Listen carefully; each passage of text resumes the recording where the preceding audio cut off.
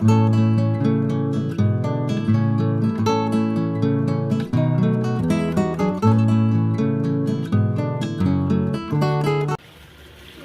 Friends, welcome to Chennai ஹோமிக்கு channel.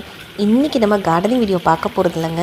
எங்கள் வீட்டில் நாங்கள் ஃபவுண்டைன் வச்சுருந்தோம் இல்லையா, அது வந்து எங்கே வாங்கினோம் அப்படிங்கிற டீட்டெயில்ஸ் தான் இந்த வீடியோவில் நான் சொல்ல போகிறேன். இந்த வீடியோ யூஸ்ஃபுல்லாக இருக்கும்னு நம்புகிறேன்.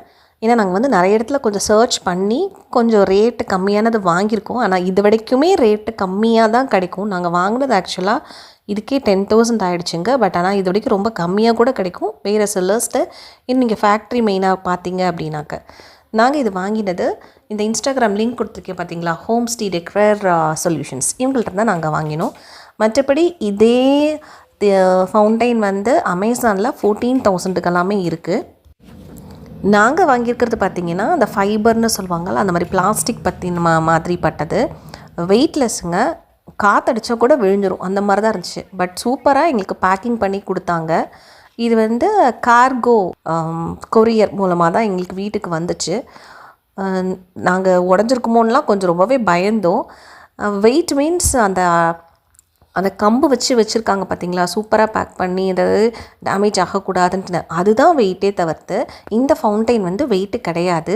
கேரளாவில் 3,000 5,000க்குலாம் இருக்குங்க ஃபவுண்டைன். பட் சிமெண்ட் கல்லால் செஞ்சுருப்பாங்க. லுக் வைஸ் எங்களுக்கு ரொம்ப அட்ராக்டிவாக இல்லை, அதனால தான் நாங்கள் இது சூஸ் பண்ணியிருந்தோம், ஃபைபர் மெட்டீரியல். அந்த கம்பு வச்சு எடுக்கிறது வந்து ஆணியாலெல்லாம் அரைஞ்சி வச்சதுனால அதை ரிமூவ் பண்ணுறதுக்கு மட்டும் ரொம்பவே கஷ்டமாக இருந்துச்சுங்க. கன்ஸ்ட்ரக்ஷனில் இருந்தவங்க தான் எங்களுக்கு ஹெல்ப் பண்ணினாங்க.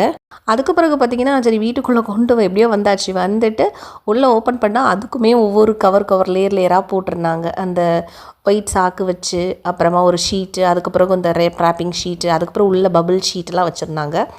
ஸோ பேக்கிங் வைஸ் வந்து பக்கா, அதை நான் சொல்லுவேங்க. உடஞ்சி வருமோ அப்படிலாம் ரொம்ப பயந்ததுக்கு அப்படி எதுவும் இல்லை. ஆனால் ஒரு இதுலேயுமே கொஞ்சம் சின்னதாக ஒரு டிஸ்அட்வான்டேஜ் இருந்துச்சு. என்னென்னு உங்களுக்கு நான் சொல்கிறேன். இந்த ஃபவுண்டைனில் பார்த்தீங்கன்னா 2 அடாப்டர்ஸ் கொடுத்துருப்பாங்க. ஒன்று வந்து லைட் க்ளோ பண்ணுறதுக்கு, இன்னொன்று பார்த்தீங்கன்னா தண்ணி வந்து ஃப்ளோ ஆகிறதுக்கு. ஸோ இந்த மாதிரி 2 அடாப்டர்ஸ். ஸோ அந்த தண்ணி ஃப்ளோ கூட ஆக்சுவலாக ஒரு மோட்டர், அது மாதிரி தான். அதுதான் உங்களுக்கு வந்து தண்ணியே மேலேருந்து கீழே ரீசைக்கிள் பண்ணி உங்களுக்கு கொடுத்துக்கிட்டே இருக்கும், கீழேருந்து மேலே மேலேருந்து கீழேங்கிற மாதிரி. ஸோ இதை நாங்கள் எல்லாம் ஓப்பன் பண்ணோம். அந்த அடாப்டர் மட்டும் கொஞ்சம் உடஞ்சிருந்துச்சு. ஆனால் வந்து உள்ளே வந்து மோல்டு, தண்ணிக்குள்ளே போடுறதுனால சூப்பராக மோல்டு பண்ணியிருந்தாங்க. ஸோ வெளியில் உள்ளது மட்டும் இந்த மாதிரி பார்த்தீங்களா, இந்த மாதிரி பிரேக் ஆகிருந்துச்சு. அந்த உடஞ்சது தெரியும்னு நினைக்கிறேன். ஸோ இதை நாங்கள் ஒரு நல்ல ஒரு இன்சுலேஷன் டேப் போட்டு நம்ம ஃபெவிக்விக்கெல்லாம் போட்டு நாங்கள் வச்சிட்டோம்.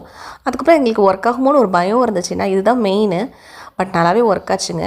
ஸோ இது காற்றடிச்சா விழுந்துருன்னு சொன்னோம் இல்லையா, ஸோ அதனால் நாங்கள் வந்து எங்கள் வெளியில் சின்னதாக ஒன்று ஸ்பேஸ் தான், எங்கள் வீட்டில் இவ்வளோ தான் ஸ்பேஸு, இதில் தான் வைக்கணும்னு நினச்சோம். அதுவும் புல் தர போட்டு வைக்கணும்னு ரொம்ப ஆசை. இந்த கிராஸ் வைக்கும்போதே சொன்னாங்க இந்த இடத்துல வெயில் படுமா அப்படின்ட்டுன்னு. ஆக்சுவலி எங்களுக்கு வந்து ரொம்பலாம் இந்த இடத்துல வெயில் படாது. ஏன்னா இந்த கிராஸுக்கு கொஞ்சம் வெயிலும் வேணும், தண்ணி நம்ம ஸ்ப்ரே பண்ணி விட்டுருக்கணும். ஓவர் தண்ணி ஆகிடுச்சினாலும் இந்த கிராஸ் வந்து பட்டு போயிடுங்க, ஒரு மாதிரி அழுகுன மாதிரி ஒரு மாதிரி ஆகிடும். பட் எங்களுக்கு எங்கே தண்ணி வரப்போகுது அப்படின்னு நினச்சிருந்தோம். ஆனால் மண்டையில் இந்த கொண்டையை மறந்த மாதிரி மாடியிலேருந்து தண்ணி வந்து மழை பெஞ்சு வர்றது எல்லாமே இதில் தான் வரும். அது கரெக்டாக இங்கே தான் பாய்ந்து. இதை ஃபஸ்ட்டு கவனிக்காமல் விட்டுட்டோம், ஃபஸ்ட்டு வச்சுட்டோம். பிறகு பார்த்தா ஆக்சுவலாக எங்களுக்கு வந்து இந்த இடத்துல இந்த கிராஸ் லேண்ட் வந்து எங்களுக்கு ஒர்க் அவுட் ஆகலைங்க. ஸோ இந்த மாதிரி கீழே வைக்கிறதுக்கு பார்த்திங்கன்னா ரொம்பலாம் ஆழம்லாம் வேண்டாங்க. ஜஸ்ட்டு நம்ம வந்து கொக்கோபிட் கொஞ்சம் போட்டு மண்புழு உரம் போட்டுக்கலாம், டிபி போட்டுக்கலாம். இந்த மாதிரி ஜஸ்ட் போட்டுட்டு மணல்லாம் கலந்துட்டு இந்த கிராஸ் எங்களுக்கு செட் பண்ணி கொடுத்துட்டாங்க. இதுதாங்க எங்களோட ஃபைனல் லுக்கு. ஆனால் பார்த்திங்கன்னா உங்களுக்கு கிராஸ்லாம் வைக்கணுன்னா உங்களுக்கு நல்லா வெயில் உள்ள இடத்த பார்த்து வச்சா தான் உங்களுக்கு சூட் ஆகும். எங்களுக்கு ஆக்சுவலி இப்போ சூட் ஆகலை. இந்த லேண்ட் இப்போ எங்களுக்கு இல்லை, எல்லாத்தையும் நாங்கள் எடுத்துட்டோம். இப்போதைக்கு அந்த ஃபவுண்டைன் மட்டும் எங்களுக்கு இருக்குங்க. இதை ஒர்க் பண்ண வைக்கிறதும் ஈஸி தாங்க. 2 அடாப்டர் சொல்லியிருந்தேன் இல்லையா, ஒரு அடாப்டர் லைட்டுக்கு. ஸோ டேரெக்டாக வந்து கனெக்ஷன் கொடுத்துட்டோம் ப்ளக் பாயிண்டில். அது லைட்டும் எங்களுக்கு எரிஞ்சிருச்சு.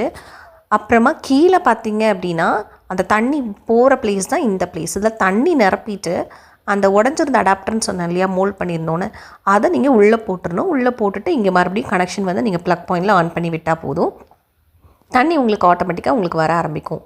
ஸோ நீங்கள் தண்ணி ஓரளவுக்கு விட்டாலே இந்த மாதிரி ஃப்ளோ வந்து வந்துக்கிட்டே இருக்கும், லைட்டும் உங்களுக்கு எரியும்.